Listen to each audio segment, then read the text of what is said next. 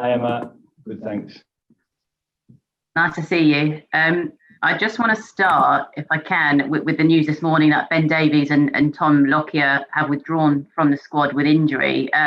What are the issues there, and how long do you expect them to be missing? Yeah, it's not great news for us to have two defenders, get injured prior to camp. Actually, they've joined up with injuries, so it's nothing we can do about that. We've got them in the building, we've assessed them, and they're no good. So yeah, like I said, it's not ideal preparation, and with only 2 days before the game as well. But it is what it is. We've got to react to that now and pick a team that we think will go out and win this again. Do you expect them to be involved past the Belgium game? No, I don't think so. No, I think they're quite significant injuries. So it is a shame, but like I said, it is what it is, and we have to deal with it. And obviously, this is the second international camp now without Ryan Giggs. How's it been working, and have you had much contact with him? Yeah, daily contact. Nothing's changed since November. He's still a big part of it, and it's exactly what we've done in November. And the lads have been brilliant again. We addressed it at the start of the camp, and then that's it. It's all about now the players and getting the results and the performances, and they've been excellent. Again, we had 2 sessions. Difficult yesterday because of it's a recovery day for some of them, second day recovery for most of them. So it's been difficult prep, but the lads have been great again. Is this where Gareth Bale's leadership becomes even more crucial? Obviously, he's captain. We know just how big a role he plays for Wales, but is this where he becomes even more influential? Yeah, all the senior boys. One thing I've always said since I've been involved here is that we've got a great leadership group, and having Joe Allen back in the group is brilliant. He gives the lads a lift straight away. So not only Balo is the captain, but the other senior boys, Wardy, Gunts, Joe Allen, all those boys, will help the young ones. And like I said, they were brilliant in November, and they've been great again as a leadership group. And just last one from me, Rob. How much of a blow is it to not have Aaron Ramsey available? Yeah, of course. It was disappointing. I said in the press conference last week that we were hoping to get him in the building. We had a scan. It was more significant than what we originally thought. So it wasn't to be. Of course, you want your best players, and he certainly comes into that category. He's helped win us games, and in the past, important games and big games, your big players turn up for big games and give performances. And unfortunately, we haven't got him. But what it does do is give somebody else an opportunity to go in, and certainly with the Euros, just around the corner as well, it gives them an opportunity to shine. Thanks, Rob. Best of luck for Wednesday. Thank you. Cheers. Okay, thanks, Emma. Moving now to Chris Wathen. Afternoon, Rob. How are you?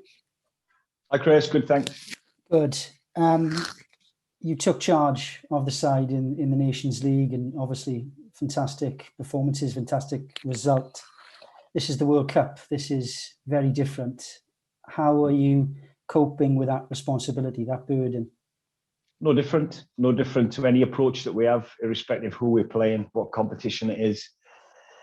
We've got key values and standards that we've set within our team, within our group, and it's about us. It's about not falling below those standards, irrespective of who we're playing against. So, yeah, it's got a different title. It's a World Cup qualification. Yes, we're playing against, arguably much better opposition, but than what we've faced in the past in the Nations League. They are a fantastic team. We respect them for that. But I think they'll also have respect for us and the team that we've got that we can put out and how we can hurt them as well. And that's what we worked on for 2 days. And like I said, the lads have reacted in such a positive way again. They've been brilliant. You mentioned they're going to have respect. I'm sure they will. 4 games without defeat against a Belgium side who've got a fantastic record in qualifying, not beaten at home since 2010.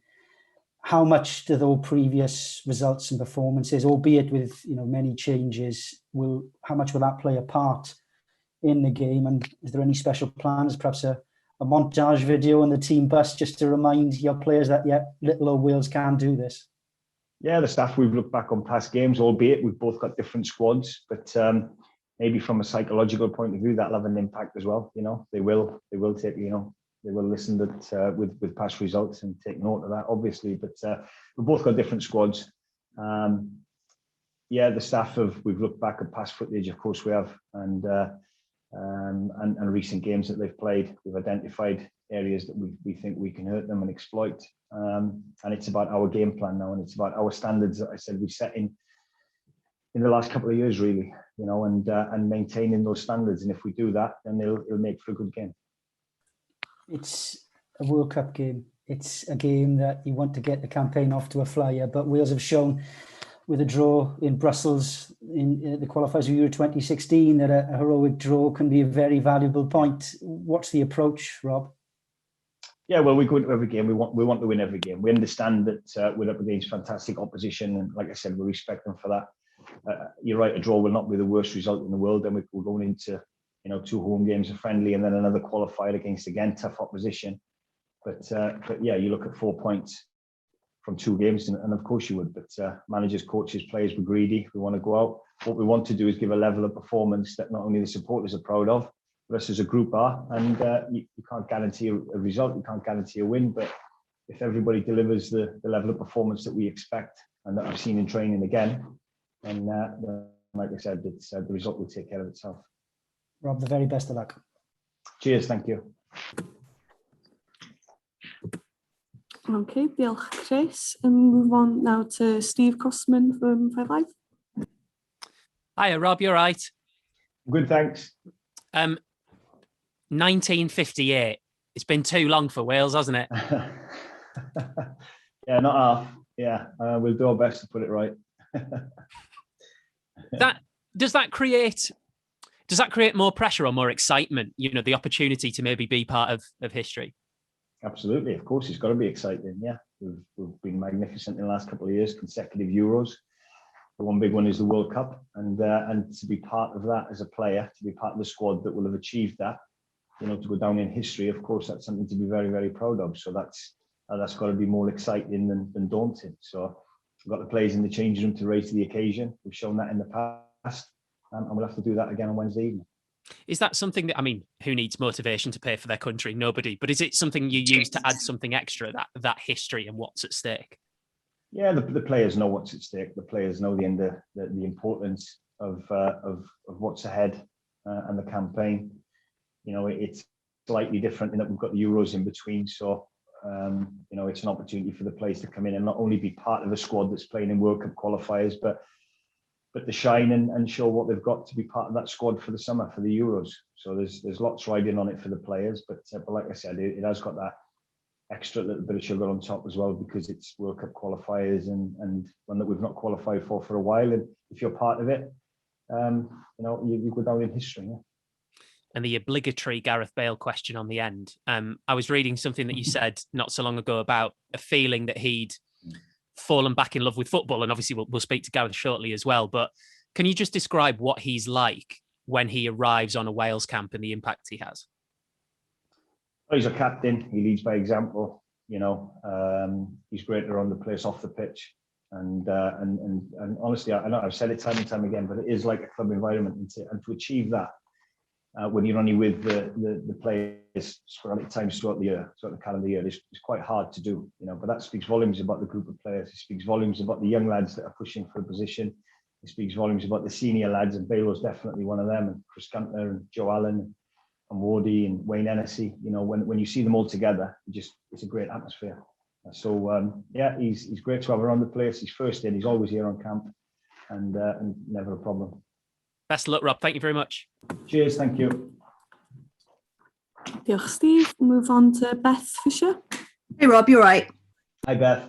Everyone said, isn't it, a huge week, huge few months for you especially, but what's keeping you up at night? What's the one thing you're, a little bit worried about maybe, or excited about? Well, last week we were just getting the players on camp fit, and as you know now, we've had a couple of injuries, which is disappointing to have. You want all your players fit, and you want that sort of dilemma of picking a team to go out and play. But that's the only thing. It's just making sure everybody's fit and give a good account of themselves, which I'm sure they will. Obviously, Wales have been promoted to the Nations League A group now, and they'll be playing the likes of Belgium, etc., going forward. For you, is the next step for Wales to be able to compete with these teams, consistently? Yeah, of course. Yeah, I think where Wales have come in the last, 3, 4, 5 years since qualifying for the Euros, and then two consecutive qualifications. Absolutely, it's building blocks, it's stepping stones. But now that we've done that, you're right. The next step now is to compete consistently against the better teams in League A and hold our own. Yeah, so that's the aim.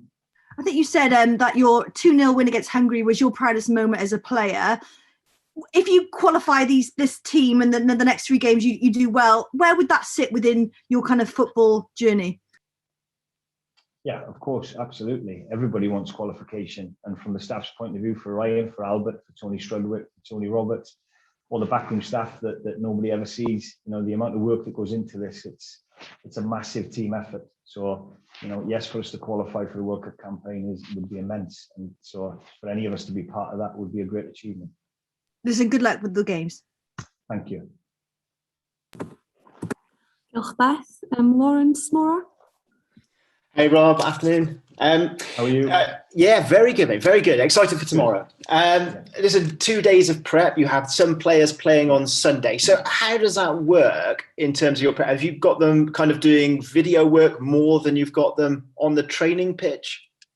Yeah, we've probably got 4 days work crammed into 2 days. You know, you're right. A lot of players will have had a recovery day Monday because they played on the Sunday. The majority of them will have second day recovery. Yeah, you can get them out in the grass, but you want all the players out there. It's not ideal, but it's the same for Belgium as well. So we can't grumble about that. It is what it is. We managed to get some work into them on the Monday, and you're right. We just do a little bit more video work, a little bit more analysis. You know, we've done 2 meetings this morning already instead of 1, where we would have spread it out over a couple of days. So a lot of information for them, but. Again, they've been great. They've reacted in a positive way. The atmosphere is great on camp, and that's, you know, credit to them. Joe Allen back. What does he bring on and off the pitch, Rob? Well, I think it was a year last September that I first came up with the first team and worked with him closely, and I was really impressed. You know, he's a model professional. He's a manager's dream, coach's dream. He's, you know, he works hard. He's got quality. He's great off the pitch with the lads. So he is. He's brilliant to have in around the place, and he's one of many senior players that I can describe like that as well. And it's great to have him back involved. Absolutely. Looking at Ethan Ampadu, this season he played in defence a lot for Sheffield United, and obviously for Wales we sort of see him playing in that central midfield role. Have you kind of had a think about where he's going to play for tomorrow? I'm not expecting you to tell me, Rob, to be honest. But do you see his future kind of in that? Where do you see his future? Is the thing is with Ethan, you alluded to then, and you're right. You know, he's played anywhere along the back three. I've seen him for Sheffield United this season, playing the right, centre, and on the left. You know, I've seen him quite a bit playing that position. He can play midfield as well, so he can play a multitude of positions. Obviously, I'm not gonna say where he's going to play tomorrow and if he's going to play tomorrow. But the good thing is with him, he's got a lot of strings to his bow, and we can play him in a multitude of positions. And it is great to have versatile players like that. Just finally for me, and I understand it with Ben Davis missing, James Lawrence is a left-sided centre-back, but is it right, my understanding, that he's going to be available for this Belgium game, but not available for the Czech Republic game? That's right. Yeah. We've got him. We've got him for this first game, and of course we've had 2 defenders go down, so we need you know, as many defenders fit and raring to go, and he's certainly one of them now. He's playing, and which is great for us. So he'll be meeting up, but because of the protocols with COVID, you know, you're right. We won't have him again after the first game, unfortunately. Good luck, Rob. Cheers. Thank you. Okay, thanks, Lauren. We've got a question from Sud Press. Hello, Mr. Pitch, Jonathan from Belgium. I have only one question for you. It's always difficult for Belgium to beat Wales for many years now. Do you think that there is an explanation about that? It's very difficult for this team to beat Wales. Yeah, I think, like I said, I mentioned it earlier, you know, we've got completely different squads now to what we had then, both Belgium and Wales. So as to the reasons why, is it down to tactics? The Wales raise their game? We don't know. We don't know. All we know is that we're up against tough opposition on Wednesday, and we need to be fully prepared and ready for a tough game. You know, the quality that you've got all over the pitch, not just in attack. And and we have to respect that, and we absolutely do. And but you know, we've also identified that, you know, we've got players in our team that can hurt Belgium as well, and we've got a plan moving forward, and hopefully stick to that.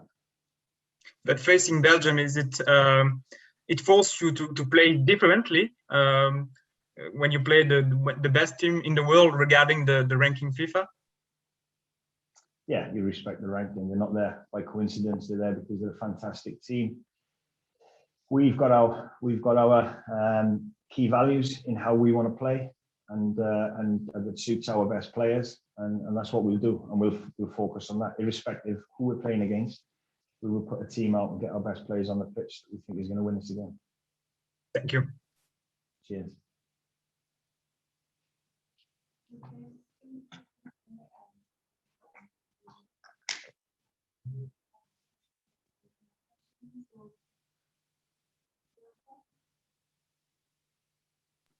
So I think you're on mute. No, sorry. Thanks. Yeah, I don't see any hands raised. I don't know if there are any more questions or. Sarah, can I just ask very quickly? Can Rob clarify the nature of the injuries to Tom and Ben and even Aaron? Yeah, the Ben and Aaron are soft tissue, and Locks is struggling with his ankle. So, yeah, unfortunately, significant enough to put him out of the camp. Okay, thanks, Rob. Okay. Okay, I think that's it then. So thank you, Rob. Thanks, everyone. And I'll bring in Gareth shortly. Diolch.